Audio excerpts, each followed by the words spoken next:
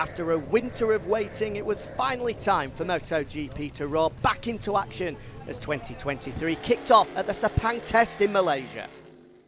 Taking top spot on day 1 of 3 was the same factory that we saw conquer last season, but a new name, as 2022 Rookie of the Year Marco Bezzecchi officially left that crown behind him by posting a 1:58.4.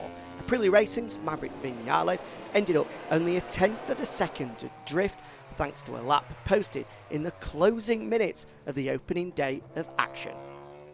And it was Enea Bastianini who landed the first jab in a much talked about teammate duel with world champion Pecco Bagnaia, as the Beast posted a 1:58.7 earlier this morning, a second adrift of the outright lap record here at the Sepang International Circuit.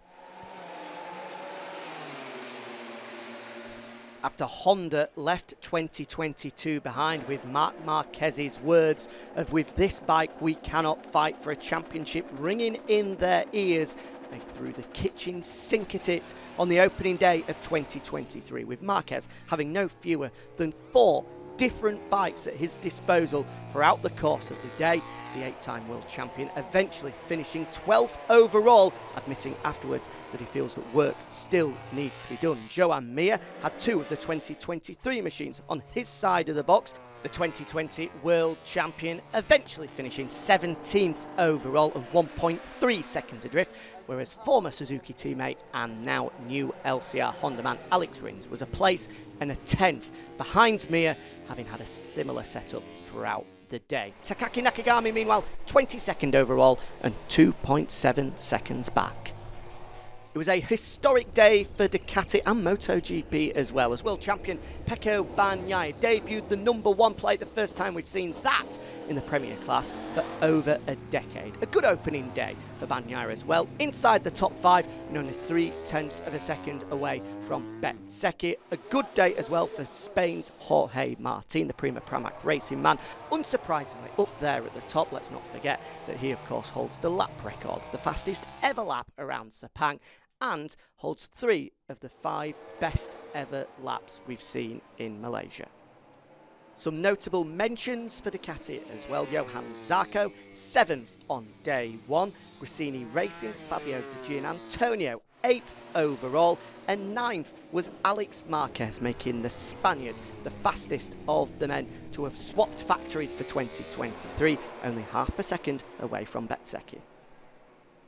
Aside from the timesheets, which saw Maverick Vinales, of course, 2nd overall as previously mentioned, and Aleix Espargaro 6th overall, it was a busy day for the factory Nawali camp, with both Espargaro and Vinales having 3 bikes to test. One was the 2022 spec RSGP, and 2 of them were the 2023 specs, with both of them being incredibly positive about it afterwards. It's an evolution, not a revolution for Aprilia, as they debuted an updated aero package, a new tail unit, exhausts, a new swing arm, and a new chassis as well, as they look to try and make the final step towards World Championship glory.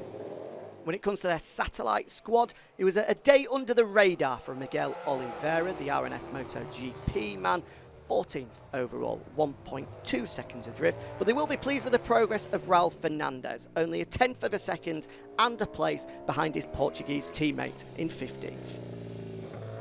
After a winter of wondering following their Valencia disaster, it was good news for Yamaha. Their 2023 engine is definitely providing the increased top speed that Fabio Quartararo and Franco Morbidelli have been crying out for. The Yamaha M1 at lunchtime was only a kilometre of an hour behind the best that Ducati could offer. Very promising signs indeed for the Frenchman and the Italian. It didn't particularly convert into lap times that will grab any headlines. Morbidelli finishing ahead of Quartararo, the last man inside the top 10, with Quartararo only a place behind in 11th, but promising signs on the opening day of testing in 2023 for the Iwata squad. Finally, let's look at KTM and GasGas. The Austrian manufacturers were hoping that 2023 was going to be the year that we see them finally challenging up at the top on a regular basis. And despite extensive work from Danny Pedrosa at the shakedown, and then here again today from Jack Miller, Brad Binder, Paul Espargaro and Augusto Fernandez on aerodynamic packages and new engines as well, the lap times didn't make good reading. The Australian, fastest of the lot, 16th, and unfortunately 1.3 seconds back. Meanwhile, for Fernandez, Espargaro and Binder, it was 19th, 20th and 21st. Plenty still to be done for KTM and Gas.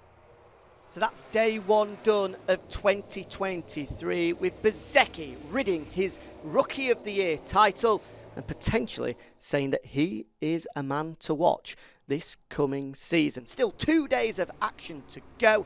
10 o'clock local time, it gets underway tomorrow with extensive coverage and analysis coming your way in After the Flag at 5:30 local time. You don't want to miss it as 2023 goes up a gear on Saturday.